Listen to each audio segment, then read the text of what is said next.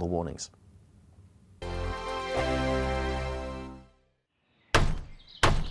Who is it? We're here for the show.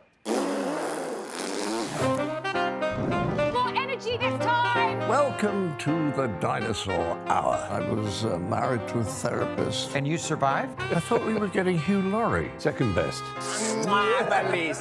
You interviewed Saddam Hussein. What's that like? I was terrified. I'm playing strip poker with these three. Oh! No, thank you. My CDs need to be put in alphabetical order. Are you going to be problematic again?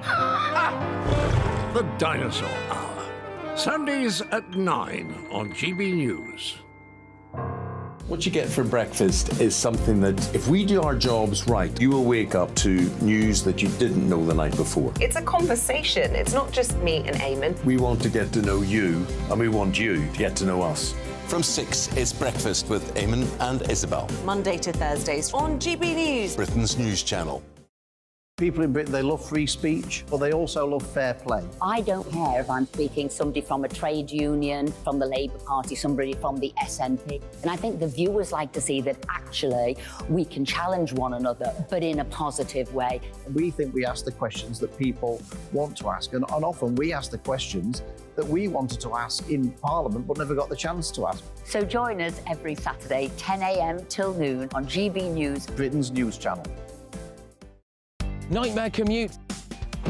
Kick it up a gear with me, Patrick Christie's, at drive time, 3 till 6 p.m, Monday to Friday on GB News Radio. You can listen online and on DAB+, on the smart speaker app, and on the GB News app.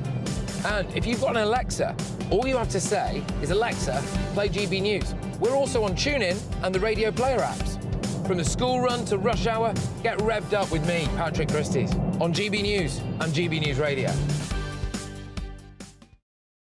Tired of the usual focus-tested, pre-prepared Westminster runaround? Well, so am I. So you want higher taxes? Is your department to blame for this? Are you rethinking this policy? Every Sunday at 9:30, I'll be sitting down with those in power to get the truth about the issues affecting you. Let's be honest, we've known about the cost pressures of this project for years, not months. That's the Camilla Tominey Show, a politics show with personality. On GB News, the People's Channel, Britain's news channel.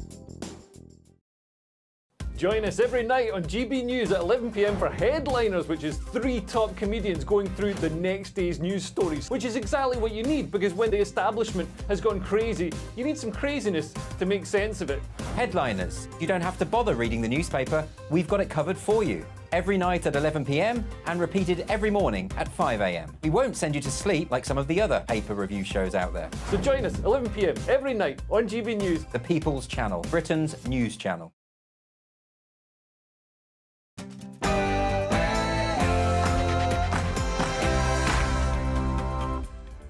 Hello, good evening. It's me, Jacob Rees-Mogg, on State of the Nation. Tonight, now all guns have been firing at Boris Johnson at COVID inquiry, but his instincts were right. He didn't want to lock you down, but he was surrounded by a blob that did. So thank goodness we had somebody who was in favour of liberty in charge. Otherwise, heaven knows how long we'd have been locked up for. There's a row with the Metropolitan Police after officers were seen tearing down posters of Israeli hostages being held in Gaza by Hamas. There have also been posters taken down in Manchester, but our new hero, Stephen Watson of the Manchester Police, has actually said he may have made a mistake, which is really exciting and unusual for any of the police ever to say they've done anything wrong. We're also going to be talking about the ULEZ numbers, because the motorist is out of pocket. 60,000 drivers a day are paying the ULEZ, and that's money for old rope for Transport for London, £750,000 a day for a morally bankrupt but financially prosperous scheme.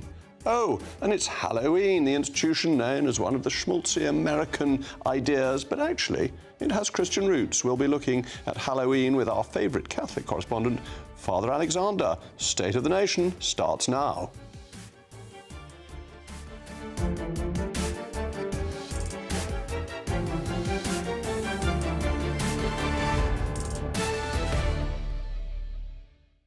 I'll also be joined by an impassioned panel this evening, criminal barrister and former Tory MP Jerry Hayes, and the Transcaucasia expert and former Labour MP and friend of the programme, Stephen Pound. As always, I want to hear from you. It's a crucial part of the programme. Email me, mailmog@gbnews.com. But now it's time for the news of the day with Tatiana Sanchez.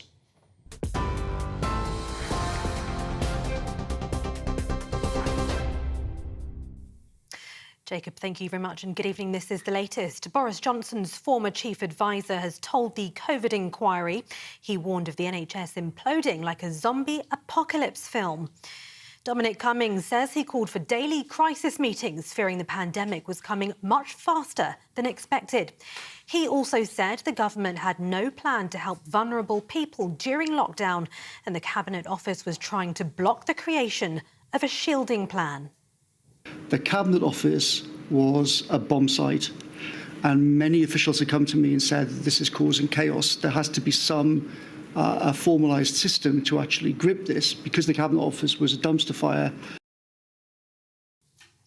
Israel's military says it was targeting a very senior Hamas commander in an airstrike on the Jabalia refugee camp. That, as it confirmed, it did indeed hit the camp, which killed 50 Palestinians and left 150 injured.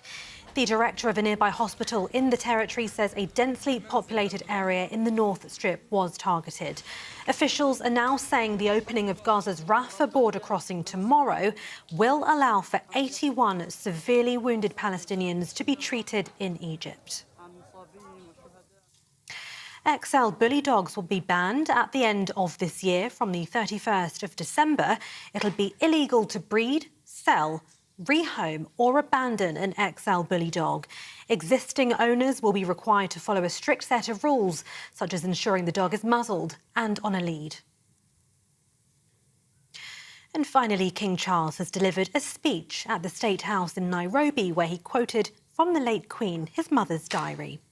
In that, Queen Elizabeth II said she didn't want to miss a moment of Kenya's extraordinary landscape.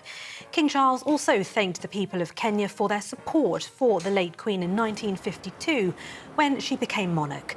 His Majesty also acknowledged the more difficult times of Britain and Kenya's shared history, finishing with a touching toast. It is upon the enduring connection between our people that our partnership rests. It is on their enterprise, imagination and fortitude that our common hopes depend. Together we are stronger, together our future is more secure, and together, as your national anthem says, may we dwell in unity, peace and liberty. This is GB News across the UK on TV, in your car, on digital radio and on your smart speaker by saying play GB News. Now it's back to Jacob.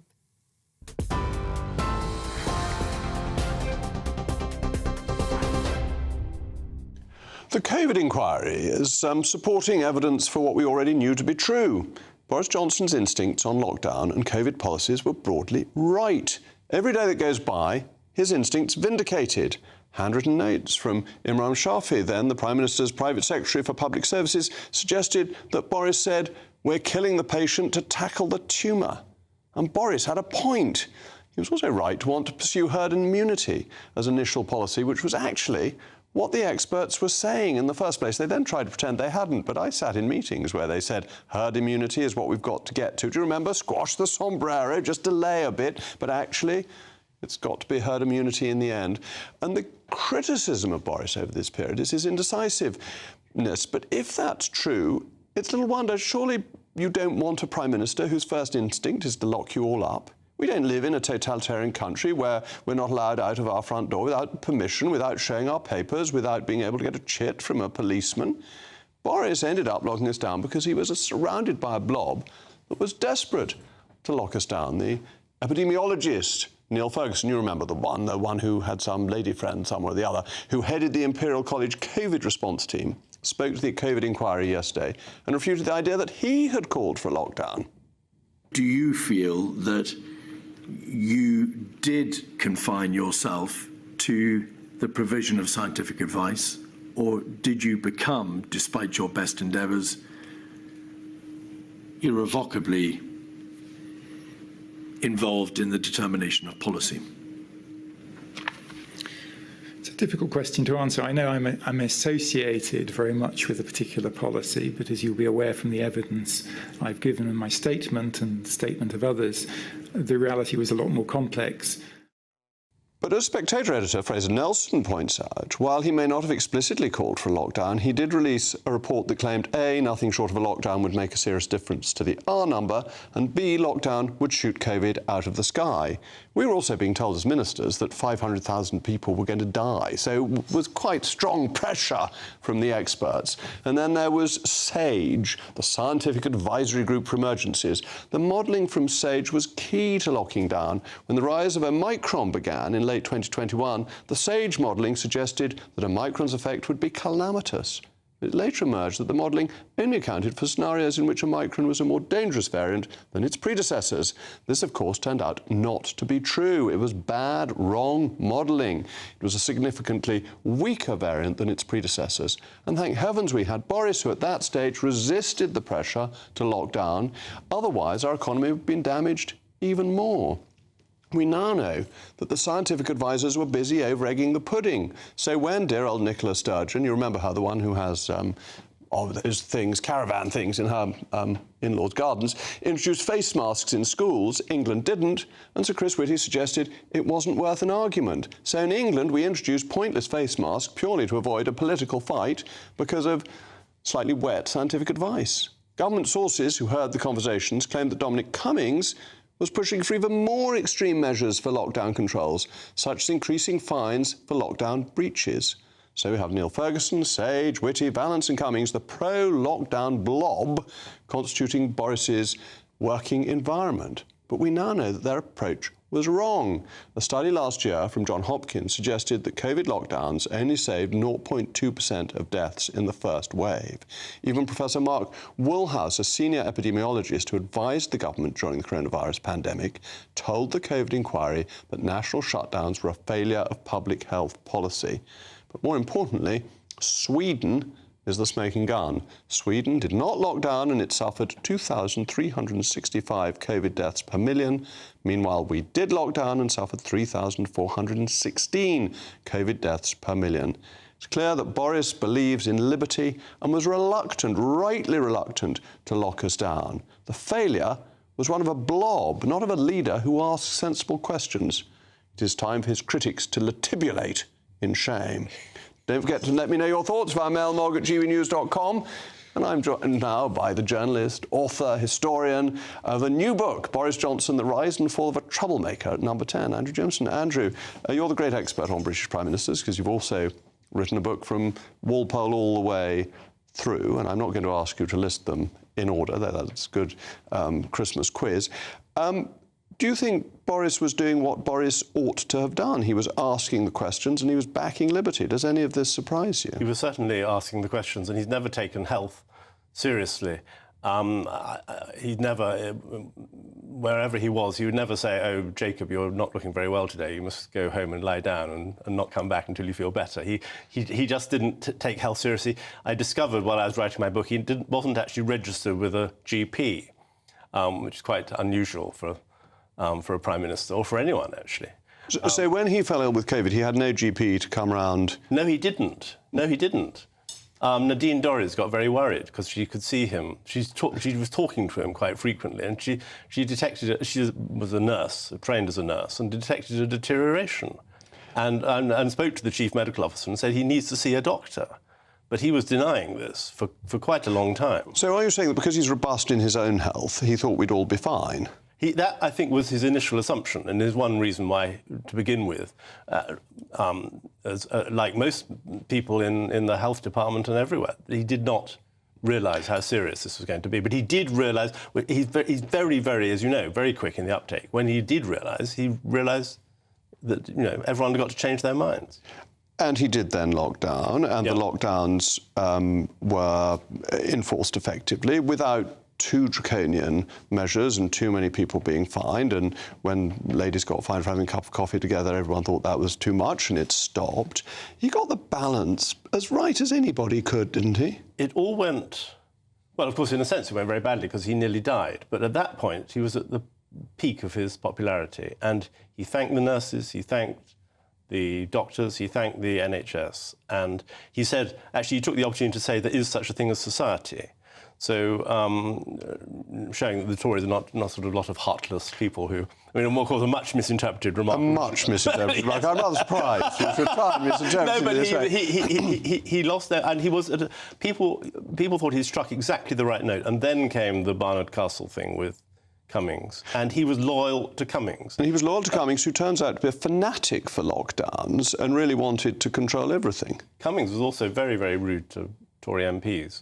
In fact, to any MPs. I mean, he's an unparliamentary person. One of his heroes is Bismarck.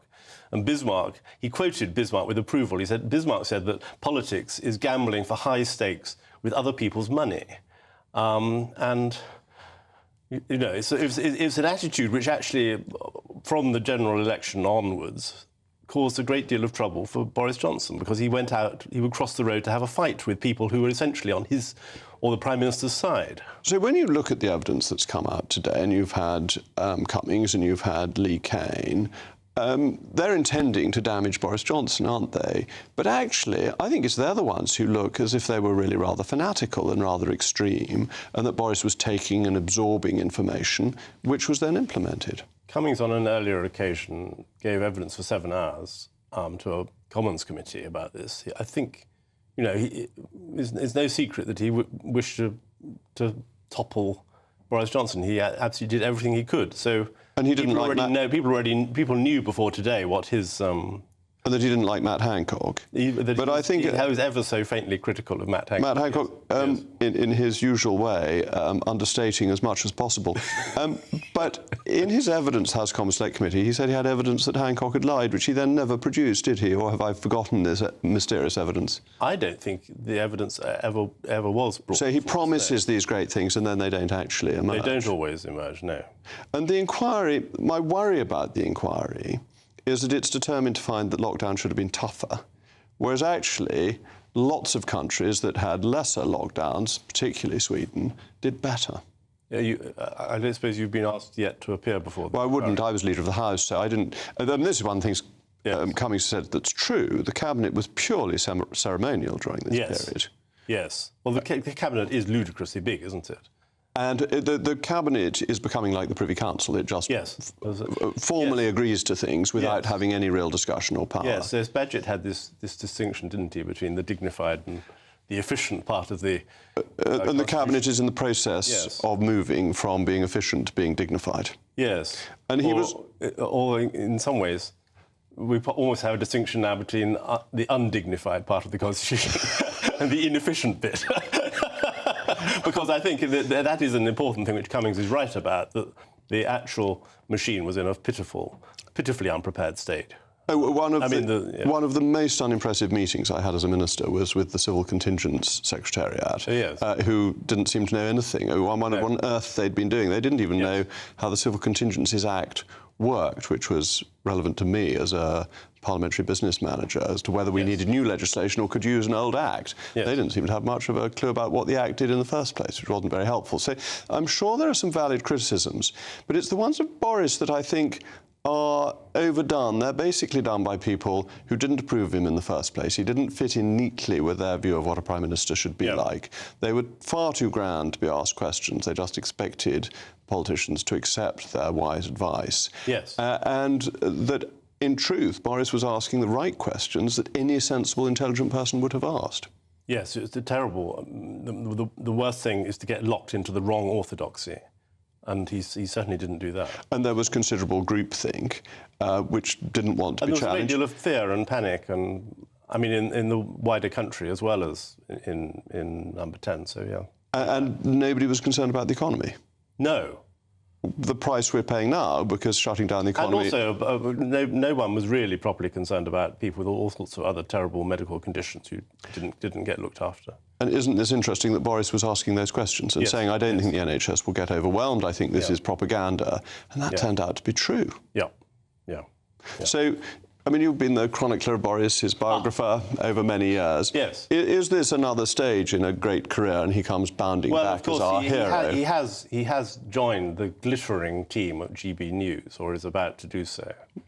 And this obviously is a real Well, this is a great coup. A great coup yes, for him. Yes, for him and for us. I think, and I think he'll do very interesting things about foreign affairs. And foreign affairs they're a lifelong study. They're incredibly complicated. But he has spent 3 years as Foreign Secretary and 2 years. No, 2 years as Foreign Secretary, 3 years as Prime Minister. He has 5 years' experience of foreign affairs at the highest level. He actually knows a lot of people and has been to a lot of places and is not.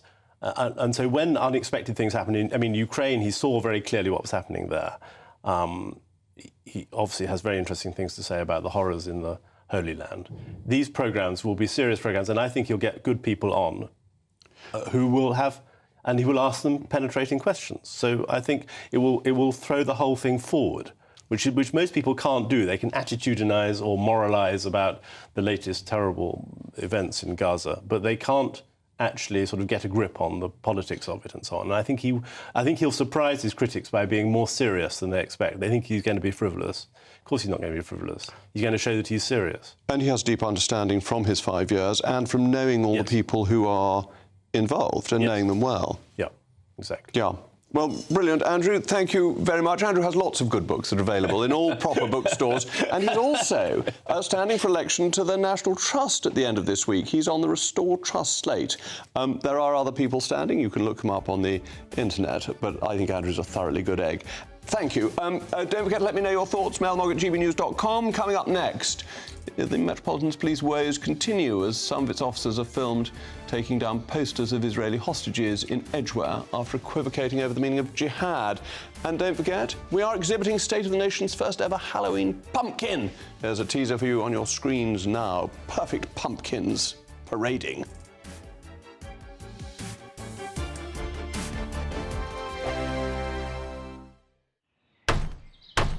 Who is it? We're here for the show.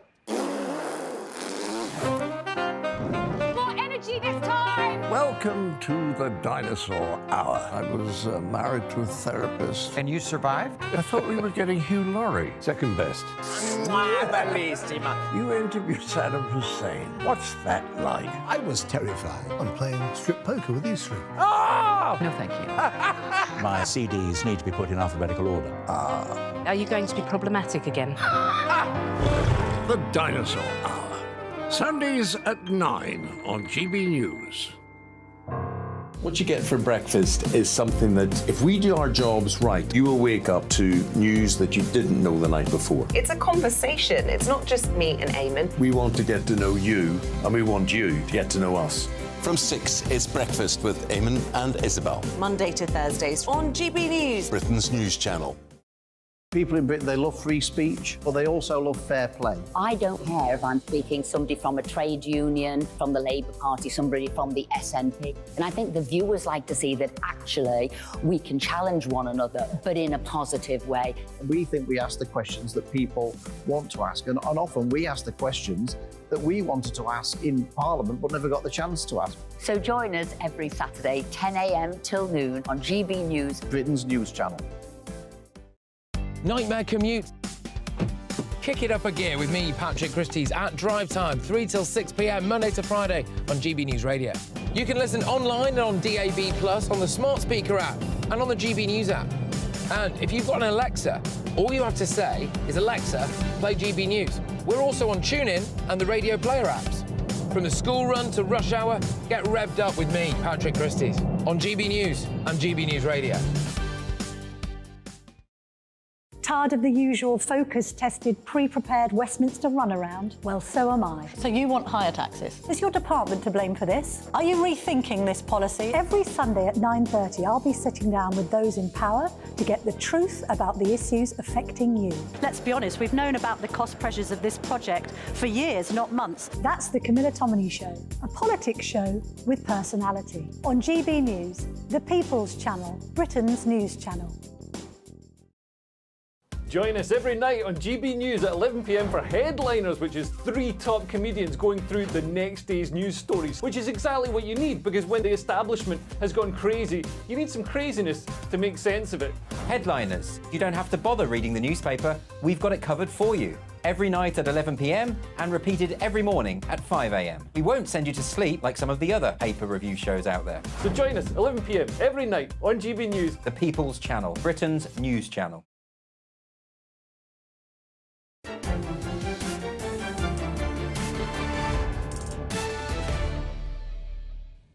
Welcome back. Well, you missed us talking about Boris, but this is still Jacob Rees-Mogg and still State of the Nation, and you've been getting in touch with your thoughts. Diane, enjoyed the monologue. I think all you said was correct. Thank God it's all over, and well done, Boris.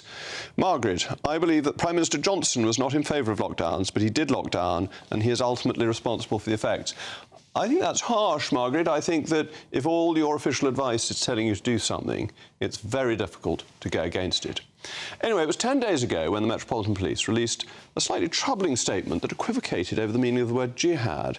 This was in light of a rally held in central London by known Islamist group Hizb ut-Tahrir, which called for jihad and for Muslim armies to intervene in Israel. It wasn't a particularly good look for the police, especially considering Lord Anderson told State of the Nation that the police have the powers to deal with the problem. But in a decision that has echoed the disturbing scenes of anti-Semites tearing down posters of Israeli hostages in Hamas captivity across the country, Metropolitan Police officers have been filmed tearing down the same posters themselves in Edgware in North London. The Met duly responded with an explanation stating that it was a matter of de-escalation between two parties. And I appreciate the difficult position the Met finds itself in. But as this is a civil matter, not a criminal one, ought the police to have been involved? Well, it's also happened in Greater Manchester. And the highly respected Chief Constable, Stephen Watson, has admitted they got it wrong, but there was no malicious intent. Now, Mr. Watson, if you're listening, that is so refreshing and amazing, because the police never apologise and say, we made a mistake. And when that happens, it makes everyone recognise you've got a fiendishly difficult job and that you're doing the best you possibly can, and that inevitably occasional mistakes will be made. So thank you to Chief Constable Watson, who has been restoring confidence in the police in Manchester. Isn't that unusual? You're a criminal barrister. You must... It is unusual. And the MPC in London, appalling, allowing these things to happen. You've got 100,000 demonstrators. Now, not all of them want to kill the Jews, but there are a few who do. Why haven't they been arrested? Yeah. Well, I have to say, if this is de-escalation, Jacob, it's one-sided de-escalation, because it seems on the one hand, the police are saying that posters calling for the release of the hostages are offensive. On the other hand, posters calling for the destruction, the genocide of the Jewish people are not offensive. I'm sorry, that there's no balance there whatsoever. The police have actually, the two good signs is they have actually started lifting a few people for this. But this nonsense about does jihad mean an internal struggle in which you sort of you have an internal crusade? I mean, we all know exactly what it means. Now, you can't arrest 100,000 people. I mean, I think that would be ludicrous. But the most egregious examples, and for me, the one where people should be getting their collars felt without a second's compunction, is the people who are abusing war memorials, who are standing around war memorials, who are standing on a cenotaph representing the selfless sacrifice of men and women in this country, and actually bringing their own foul, genocidal, ghastly death cult to it. And just as we come up to Armistice Day as well. Now, Jerry Hayes, you're a criminal barrister, and so you know the law. Isn't there a specific law that makes it illegal to... There's a whole number of laws under the Public Law, Public Order Act. Firstly, breach of the peace, but the most important one of all, incitement against racial or religious hatred. Now, if people say, oh, we're demonstrating for Palestine to be free, that's fair enough. But if they're saying the Jews should be killed, if they're wearing those little things saying, you know, exactly. No, that is wrong. But isn't Stephen Pound's point a really good one, that they're de-escalating on one side, and that's a real problem with what the Met was shown doing yesterday? I'm just really horrified. And if I was, well, I'm sort of a quarter Jewish, actually. Are Jews safe in this country? Can you say as a politician, you Jews are safe? The answer is, we can say no, because I know we've discussed this many times on this programme. But the fact of the matter is, Jewish schools have had guards for years. Jewish synagogues have had guards for years. Now they are being targeted. A little child going to school will be targeted And I was talking to Lee Anderson last week and with a couple of Jewish people who felt that they were victimised. One of them said, "I don't feel safe in this country." Yeah. So I said, "Well, where would you feel safe?" Hoping he would say somewhere like Ireland, which has no history of anti-Semitism, where there are synagogues and there are no demonstrations. But he said, "The only place I feel safe is Israel." And I said, well, you know, can you unpack that for me? And I realised what he was talking about was not actually physical safety, but it was actually emotional, psychological safety. But it goes worse than that. You had 100,000 or so people taking to the streets. A lot of them were just in favour of freeing Palestine. A lot of them wanted to destroy the Jews, to kill the Jews. Also, what's happened to our wonderful, sleepy, decent country? Well, I'm sorry, that's scary. Jerry, and there are going to be public order problems. There are going to be public Jerry, order read problems. Ivanhoe. You know, we've been anti-Semitic since the 11th century. No, we have terrible not. I'm sorry, we have awful not. things. We've had have pogroms not in this country. Yes, we have, but not now. No, well, not now in our what really infuriates me. tolerant country. And not since the Middle Ages. Yeah, no, exactly. The march you talked about, what present on that march were the lice on the body politics, the Socialist Workers' Party, the Revolutionary Communist Party, setting up stalls, selling their newspapers. When you look at the photographs of the demonstrators, look at the number of posters that may say from the river to the sea, but actually at the top it says Socialist Workers' Party. I'm sorry, these are people who are leeching onto something which is beyond that. Genuinely felt emotion with some people, and they are actually sucking the blood. And to come back to the police, it is difficult, but don't you think the Manchester policeman's got it right, that if something that is difficult is got wrong and you apologise, you appear stronger rather than weaker? Of course you do. And that if the Met had given that sort of response, it would have done them a favour. Eventually you'll have to apologise, and the longer that you deny it, the worse it comes. How can you have Metropolitan Police officers ripping off posters of children who have been kidnapped? Well, particularly as it's not their job. Since when have the police gone around clearing up graffiti? That is not what they do. They don't take down posters. No, I've seen some awful stuff in Tower Hamlets and some dreadful stuff I've seen in Newham.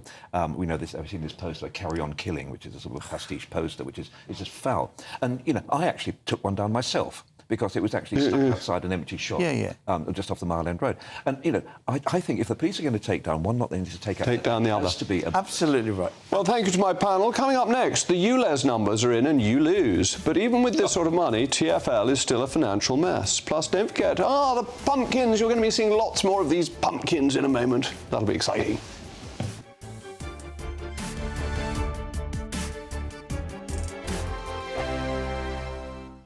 I'm Andrew Doyle. Join me at 7 o'clock every Sunday night for Free Speech Nation, the show where I tackle the week's biggest stories in politics and current affairs with the help of my two comedian panellists and a variety of special guests. Free Speech Nation, Sunday nights from 7 on GB News, the People's Channel, Britain's news channel. In a world of dull and predictable radio and TV shows. Oh, hi. On Mark Dolan tonight, we've got big guests. We drill into the big stories of the day. The show adds up to a brilliant listening and viewing experience. Mark Dolan Tonight is the most entertaining current affairs show ever, and that's a fact. Join me, Mark Dolan, Fridays and Saturdays from 9, Sundays from 10. Only on GB News, the People's Channel, Britain's news channel. There's only 3 people you can trust in life. Your doctor, your lawyer, and your nana. I'm not sure. So join me, Nana Aquare, at 3 p.m. every Saturday and Sunday, where we discuss the biggest topics of the weekend. Be ready for battle. Could you be quiet? What is this? It's my new teeth. It's your new teeth. I don't bite. Well, not without a good reason. Always honest, always fun. Every weekend at 3 p.m. on GB News, the People's Channel, Britain's news channel. So Jubes and Kerr, we tackle the issues of the day with real, robust debate. Both sides of the fence, battling it out with me in the middle with my forthright opinions and views. And often really interesting things happen because you start with a position and then by the end of the debate you find actually, I might not have thought about that one. What we need in this country is 2 new political parties. You should maybe think about doing a 2024 calendar. I'm Michelle Dewberry and I'm keeping you company right through until 7 o'clock this evening. GB News, the People's Channel, Britain's watching. Join us every night on GB News at 11 p.m. for Headliners, which is 3 top comedians going through the next day's news stories, which is exactly what you need, because when the establishment has gone crazy, you need some craziness to make sense of it. Headliners. You don't have to bother reading the newspaper. We've got it covered for you. Every night at 11 p.m. and repeated every morning at 5 a.m. We won't send you to sleep like some of the other paper review shows out there. So join us 11 p.m. every night on GB News. The People's Channel, Britain's news channel. Who is it? We're here for the show. More energy this time! Welcome to the Dinosaur Hour. I was married to a therapist. And you survived? I thought we were getting Hugh Laurie. Second best. You interviewed Saddam Hussein. What's that like? I was terrified. I'm playing strip poker with these three. Ah! No, thank you. My CDs need to be put in alphabetical order. Are you going to be problematic again? The Dinosaur Hour. Sundays at 9 on GB News.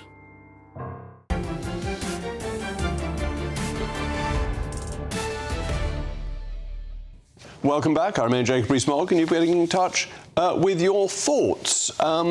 Ewan, completely agree with you on the posters, but most importantly, it's not the police's job. And Chris, we're meant to protect people, not harm them. So our friends at Transport for London have published a report on the effect of the first month of the expanded ULEZ zone. Figures taken from the 29th of August until the 30th of September this year show that 93,700 vehicles failed to comply with emission standards, although 36% of that figure were exempt. This left the remaining 60,000 motorists being hit daily with the £12.50 charge for entering the ultra-low emission zone, a useful £750,000 a day for TfL, or nearly £275 million per annum. This report also revealed that 48,000 fewer vehicles were entering the capital daily compared to June this year, with compliance rates rising with 96.4% of cars and 86.2% of vans meeting ULEZ standards now. Well, defending his brainchild, the Mayor of London, Sadiq Khan, has said that these figures show that the expanded ULEZ zone is already working and will make a huge difference to the lives and health of Londoners. And if you believe that, you believe anything. Anyway, the Conservative Party have quite rightly called the scheme a tax grab. Well, I've still got my brilliant panel with me. I think I've got to introduce last time, but you know them so well now. They're old friends, Jerry Hayes and Stephen Pound. Stephen, are you going to defend your socialist brethren for this dreadful ULEZ charge? I think it's rather interesting. In the paper today, it is revealed to the public that the Mayor of London spent £24,000 advertising his free meal service, which he was giving to people, which that £24,000 would have provided about 90,000 free meals. Are you going to answer the question? No, of course I'm not. I'm a politician. Jacob, I'm on the record as saying this before. I think ULEZ works in central London. I think it really does. I think central London was an appalling state, and I think just as much as we all objected, if you remember when the congestion charge came in, we came to live with it. The problem with ULEZ is, as we found out in Hillingdon, and where I'm from, in Ealing, in the outer boroughs, Bexley, Barnet, places like that, it simply is not appropriate. And if it is appropriate, it was rushed through and without sufficient thought being given to compensation for, and you know, for people like my son, who's an electrician, who has to give up his van and change it over. So it was that was a problem. Yes, but you see, people, ordinary people who can't afford to pay for their own brand new cars have to have second-hand cars. So you're clobbering them, aren't you? Not you personally, but Khan is, isn't he? Well, I think that's the real difficulty, is we didn't give sufficient thought to those people who absolutely have to have a car. There's no alternative. You know, I'm talking about district nurses, midwives, people like that, and you know. But so it's a disaster, isn't it? It's not a disaster. It's the idea is sound. The application and the way it was actually introduced. But it's a taxation on the poor. It's a taxation on the poor. It's not a very successful one, because if you actually have a look at the TfL figures, I mean, they're still massively in the. The principle is a taxation on the poor. Yeah. No, it isn't. I don't see it that way. Well, I mean, white van man. Well, look, hang on a second. Most of the polluting non-ULEZ vehicles are massive, great off-roaders, 4x4s. Yeah, but... Yeah, and, you know, by and large... Never mind people about... who work in quick fit don't drive Never those. mind about them. Yeah. The well, people never who drive... them. But those new ones are all compliant. The plumbers. Yeah. The plumbers. Yeah, that's right. The builders who can't afford brand new vans.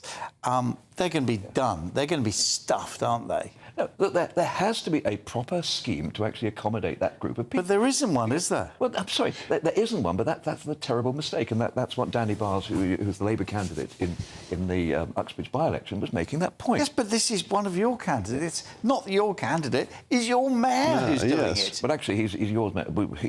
He's the mayor of all Londoners. I mean, but, well, you know what I mean. Well, don't forget, this is Boris Johnson's idea. Boris Johnson introduced... No. This was such a leap. But who introduced you, Les?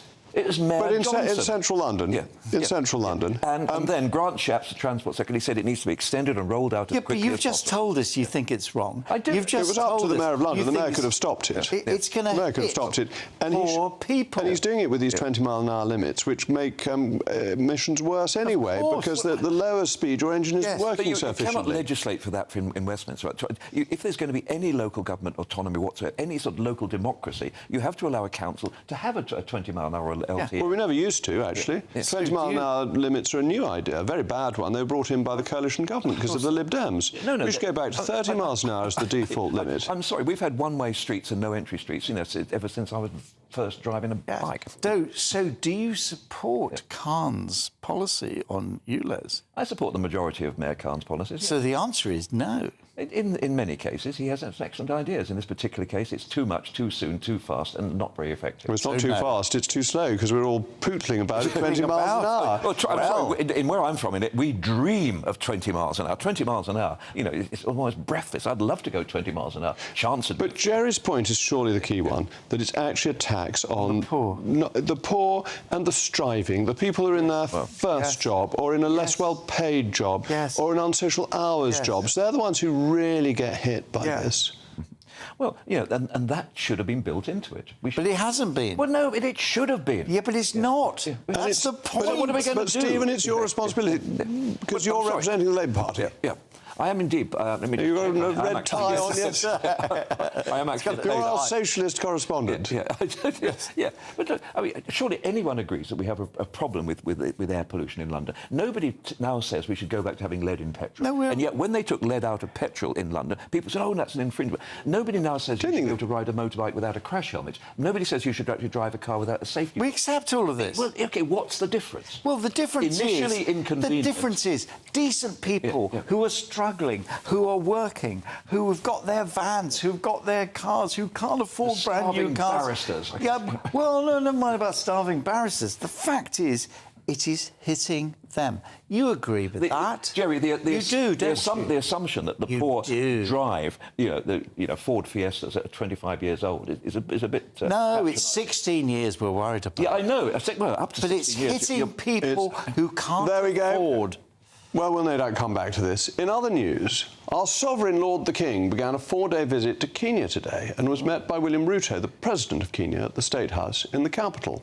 There have, however, been concerns about the trip being overshadowed by calls for His Majesty to apologise for the British colonial legacy.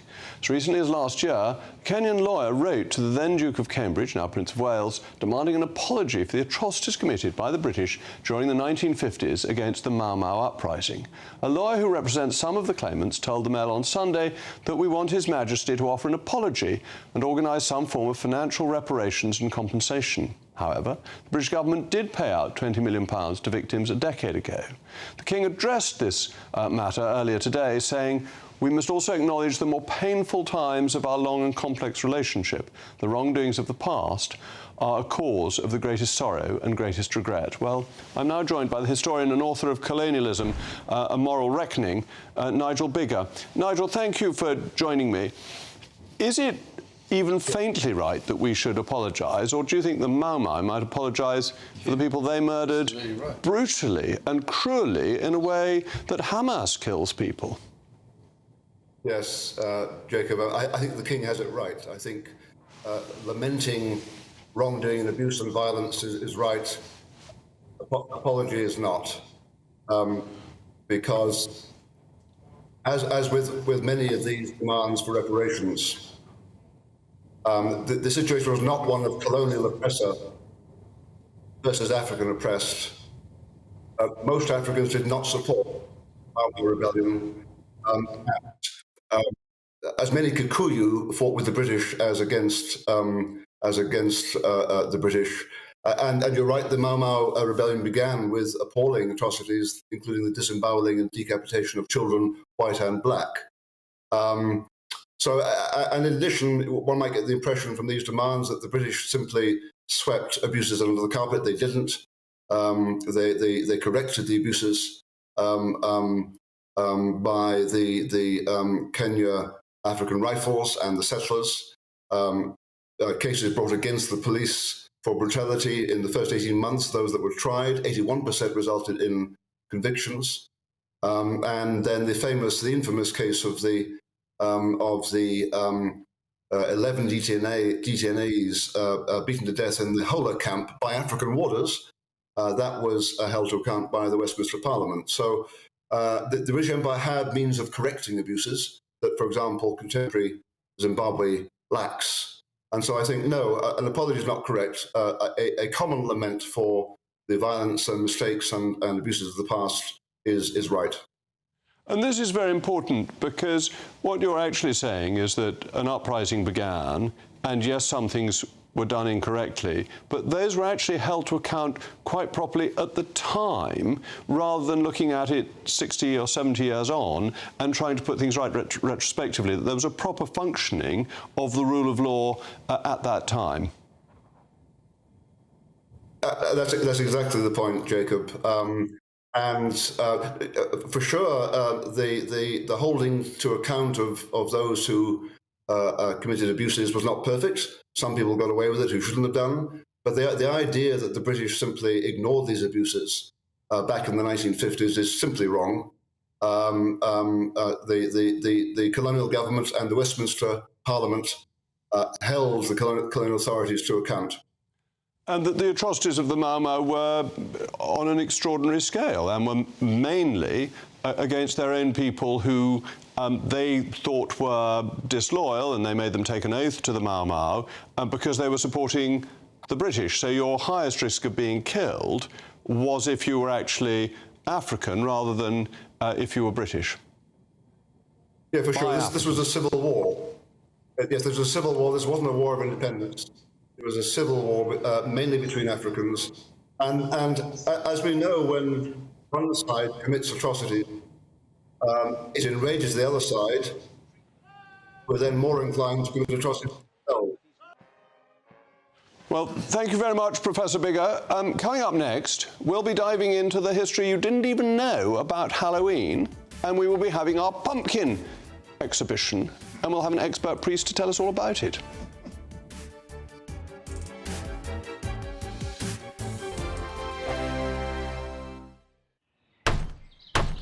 Who is it? We're here for the show.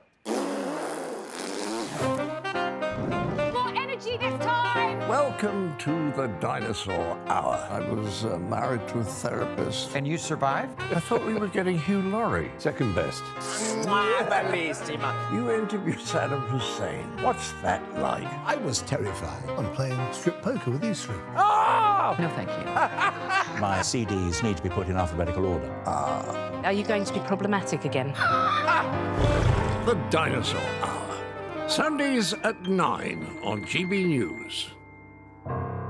Tired of the usual focus-tested, pre-prepared Westminster runaround? Well, so am I. So you want higher taxes? Is your department to blame for this? Are you rethinking this policy? Every Sunday at 9:30, I'll be sitting down with those in power to get the truth about the issues affecting you. Let's be honest, we've known about the cost pressures of this project for years, not months. That's the Camilla Tominey Show, a politics show with personality. On GB News, the People's Channel, Britain's news channel. Join me, Patrick Christie's, Monday to Friday, 3 till 6. We tackle the day's news agenda like you've never seen before. It's high tempo, high octane, the most controversial topics, and the best guests. You will not be able to take your eyes and ears off it. I'm not afraid to ask the questions that you really want answered. 3 till 6 p.m, Monday to Friday on GB News, the People's Channel, Britain's news channel. Now then, Lee Anderson here. Join me on GB News on my show, The Real World, every Friday at 7 p.m. I'm not eating bloody cat. Are you Delicious. mental? Open your mouth. OK, here comes a train. Reminds me of the scene in Singing in the Rain. Adam, is that a good one? Whoa! Join me at 7 on GB News, Britain's news channel. I'm Andrew Doyle. Join me at 7 o'clock every Sunday night for Free Speech Nation, the show where I tackle the week's biggest stories in politics and current affairs with the help of my 2 comedian panellists and a variety of special guests. Free Speech Nation, Sunday nights from 7 on GB News, the People's Channel, Britain's news channel.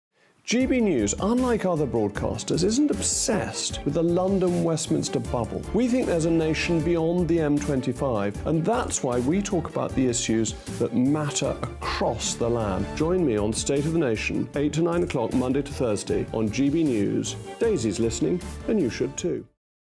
In a world of dull and predictable radio and TV shows, Oh, hi. On Mark Dolan tonight, we've got big guests. We drill into the big stories of the day.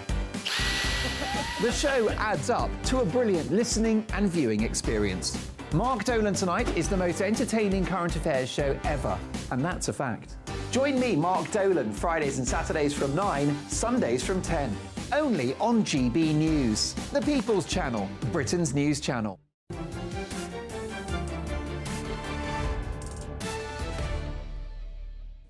Welcome back. I continue to identify as Jacob Rees-Mogg, and you've been getting in touch with your mail mogs. Robert, what is all this money Khan is getting from his ULEZ tax being spent on? He could buy a better Metropolitan Police Service. And Ian, Stephen Pound is not quite my flavour of politics, but I do like his turn of phrase sometimes, and on this point I agree with him.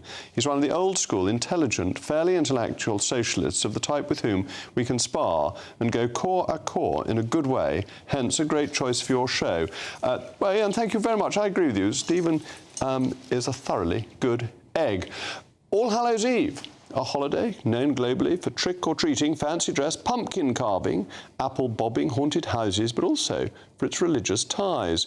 What many perceive as a secular capitalist holiday might not be aware of the origins of Halloween.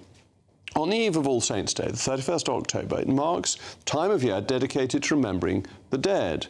And although some argue it began with a pagan festival that marked the end of the summer and harvest and the start of the colder winter times, its history begins with the papacy.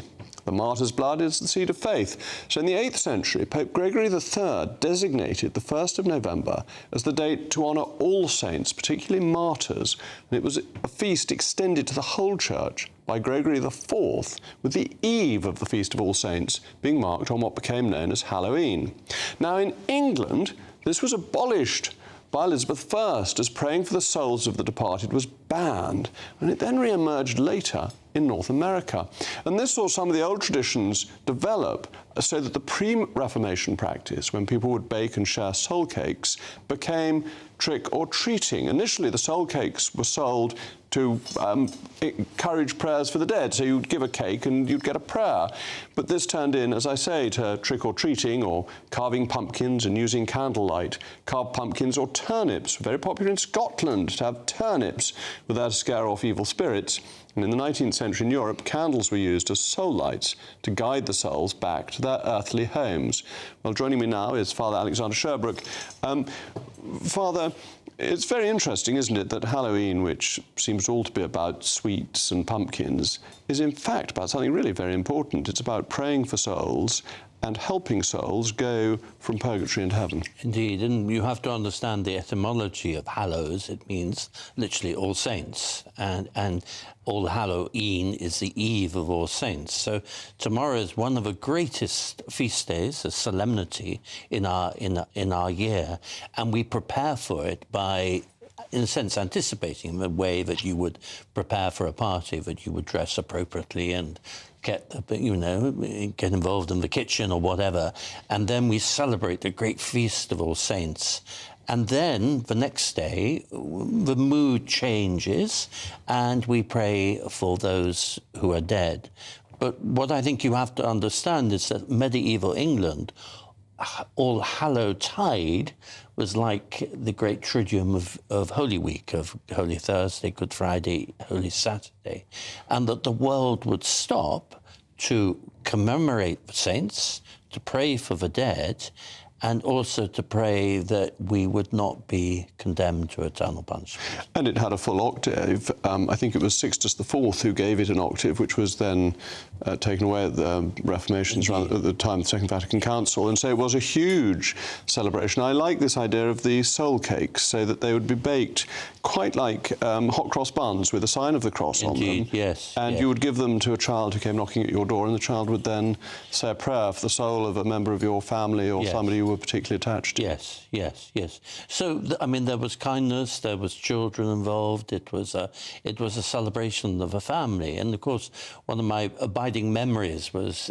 as a student in Rome, a seminarian, we would go to the great cemetery on the 2nd of November, and the Italians would come and they would scrub the tombstone and put out flowers, and then the tablecloth would come and the meats and the cheese, and we would celebrate, or they would celebrate, a feast with those who had died, a great sense of communion with the saints, which of course is something which was taken out of our narrative by today, ironically, is Reformation Day, which got rid of all those praying for the dead. You know, it was not allowed. It was not allowed. It was banned by Elizabeth I. And then Halloween re-emerges, but in a much more secular form.